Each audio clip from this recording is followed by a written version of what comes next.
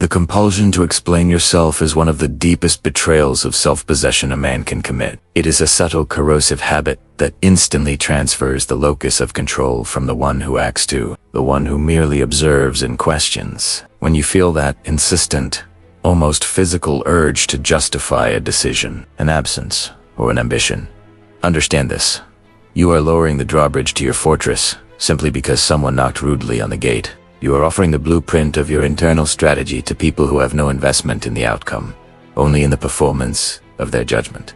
There is a fundamental psychological weakness inherent in the explanation. It suggests that your actions, beat themselves, are incomplete, requiring verbal scaffolding to remain standing. It grants validity to the interrogator's premise, the premise that they possess the necessary context, insight, and moral authority to scrutinize your life's calculus. This dynamic must be rejected absolutely. Your life is not an open ledger to be balanced by the capricious standards of bystanders. Your intention is your own jurisdiction, and the moment you attempt to clarify it, you invite others to negotiate the terms of your existence. The truly self-possessed man understands that the highest form of power is found not in declaration, but in silence and subsequent action. He doesn't defend the path. He simply walks it, and this is where the cold truth must set in. Explanations are almost always attempts to manage the perceptions of others, not to further the truth. If the individual asking for justification is genuinely invested in the success of your project, they will ask for clarification, request for data, or methodologina, an explanation, a request for emotional defense or moral reasoning. The man seeking an explanation is usually seeking emotional arbitrage, an opportunity to feel superior by forcing you into a position of defense, minimizing your achievement before it even solidifies. Consider the ultimate validator, time. Explaining yourself is trying to use flimsy words to accelerate a process that only concrete results can complete. The man who explains his controversial business strategy, his sudden retreat from social circles, or his unusual training regimen is attempting to garner approval immediately, before the proof is available. This is a profound error. The moment you offer a verbal defense, you are betting that your rhetoric is stronger than the inevitable unfolding of reality. But reality does not negotiate.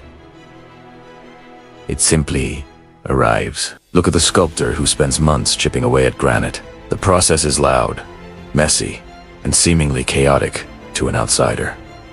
They see only dust and incomplete fragments. If he were to stop every hour and explain why he chipped here and not there to justify his vision to those who only see, Stoney would exhaust his energy defending his intent rather than manifesting it. His only defense is the final statue. That finished work, standing immutable and undeniable, renders all prior critiques and requests for explanation utterly meaningless. This is the posture you must adopt. Let the critics chatter about the noise and the dust. Your commitment is to the final form. The man who allows time to validate his decisions conserves his focus, his energy, and his reputation. He understands that judgment is often a lagging indicator of competence. When the results materialize, the explanation becomes redundant. If the results fail to materialize, the explanation is worthless anyway. Thus, in both outcomes, the explanation is superfluous. This principle hinges on understanding the power of scarcity.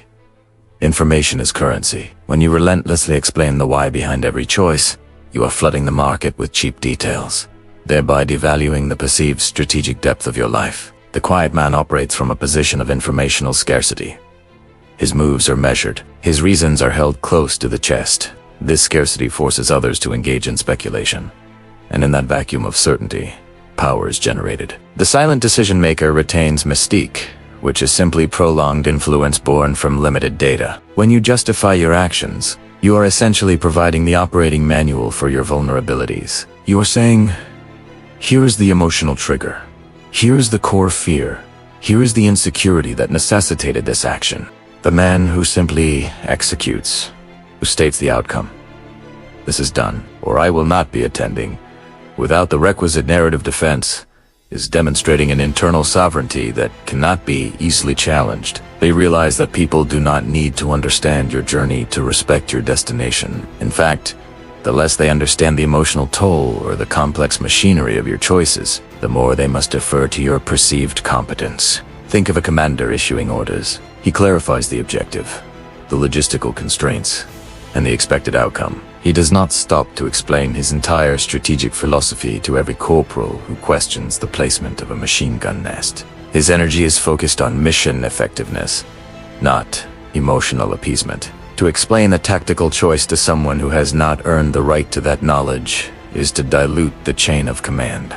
Your life is your chain of command. You are the sole executive authority. There is, of course, a distinction that must be made between explanation and necessary clarification, especially within a professional or leadership context. Clarification is the provision of essential data required for others to execute their tasks effectively. It is saying, "We are moving the deadline to Tuesday due to materials delay," a statement of fact essential for the operational reality of others. Explanation, conversely, is the defense of your inherent right to make that decision. "We moved the deadline because I was feeling stressed about the production schedule and my intuition told me it was the right move." The latter is emotional justification.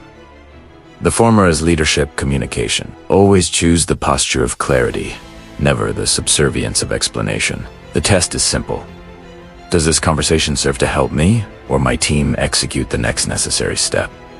Or does it serve only to soothe the ego or satisfy the curiosity of the listener? When you master the I in silence, you conserve a tremendous amount of psychological energy. Every explanation is a tax on your focus. It forces you to revisit the decision, relitigate the intent, and reaffirm the conviction, all for the benefit of someone who has nothing at stake. That energy is finite. The Stoic power move is to redirect that energy back into execution, into building the next phase of the architecture. Let the explanations be the domain of the unsure, the perpetually reactive.